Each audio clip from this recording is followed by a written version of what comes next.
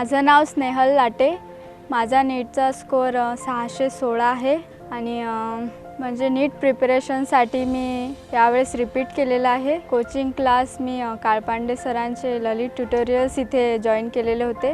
तर तो क्लास करत असताना मी गावाहून अपडाऊन करायची, तर ऑटोने मला येणं जाणं करावं लागायचं। तर सकाळी प्रॉबॅबली 6 वाजेपासून मी घरून निघायची आणि तिथे लायब्ररीमध्ये बसायची। देन नंतर 6 वाजता क्लास सुटल्यानंतर म्हणजे मला ऑटोसाठी वेट करावं लागायचं। तर 6 ते तरी प्रॉबॅबली 9 तर वाजतच होते मला घरी यायला। आमचे सिलेबस वगैरे संपला तर नंतर म्हणजे जेव्हा टेस्ट सिरीज चालूच व्हायच्या तर लॉकडाऊन सुरू झालं आणि एका महिन्यात मग दिवस रात्र अभ्यास करून ते कव्हर केलं।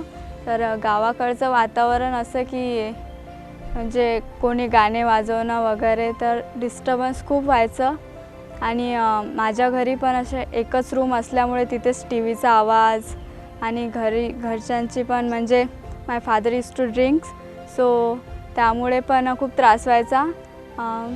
म्हणजे एक्झामच्या एका महिन्याआधीच माझ्या घरी खूप भांडणं झालेली आहेत अँड त्यामुळे खूप मेंटली खूप डिस्टर्ब होते मी। म्हणजे माझ्या सरांना तर वाटायचं की यावेळेस एक्झामही देणार आहे की नाही। म्हणजे आईवडील म्हणतात ना मुलांना की टी व्ही बंद करा वगैरे अभ्यास करा, पण एक्झॅक्टली उलट माझ्या घरी होतं। मला माझ्या पप्पांशी भांडण करावं लागायचं टी व्ही बंद करायसाठी अँड देन ऑल्सो पण मी काही क्विट केलं नाही, अभ्यास केला आणि ट्युशन्सच्या कॉन्टॅक्टमध्ये राहिले सरांच्या। शेवटचा 1 महिना म्हणजे 15 तासाच्या वरच अभ्यास केलेला आहे मी आणि मला वाटलं नव्हतं एवढा चांगला माझा स्कोर येईल म्हणून, but I got such nice score. I like most all the subject equally, but my favourite subject is physics and another teacher none sir, म्हणजे बायो खूपच छान शिकवायचे ते। म्हणजे त्यांच्यामुळेच मला वाटते की मी बायोमध्ये 335 स्कोर करू शकले। I just want to suggest की जर तुम्हाला कोचिंगमध्ये वगैरे काय जे शिकवलं तेच तुम्ही रोज तेवढंही केलं, त्यापेक्षाही जास्त करायची काही गरज नाही, कारण आता तर NCERTला धरूनच पेपर निघतो आहे आणि त्यामुळे जर त्यांनी जेवढं शिकवलं तेवढाही अभ्यास केला, रोज मिनिमम 14 to 15 आवर तर करावेच लागतील जर तेवढा स्कोर करायचा असेल तर। मॅक्झिमम तुमच्यावर डिपेंड आहे किती करू शकता ते।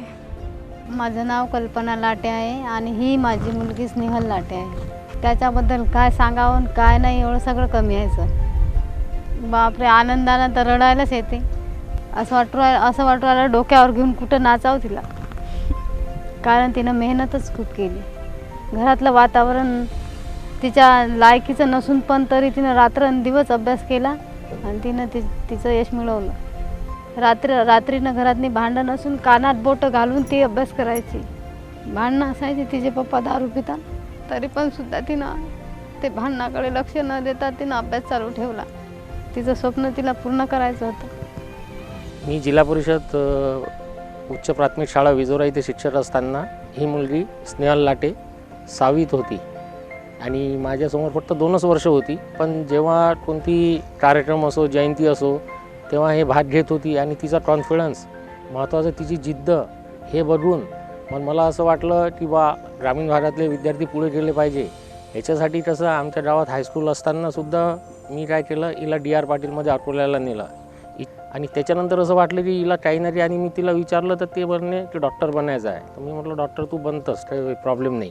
शिक्षकांना मी आवाहन करतो, प्रत्येक आमच्या जिल्हा परिषदेच्या शिक्षकाला की त्याला माहीत असते, कारण की 7 वर्ष विद्यार्थी त्याच्या नजरेसमोर असते की ह्याच्यात काय पोटेन्शियल आहे, काय आहे, तुमच्या परीनं तुम्ही त्याला मदत करा आणि त्याच्यावरती तुम्हाला मदत लागते तर अकोल्यात भरपूर लोक आहेत, जसे स्वयंसेवी संस्था आहे मदत करणार आहे, तुम्ही त्यांच्यापर्यंत पोहोचा।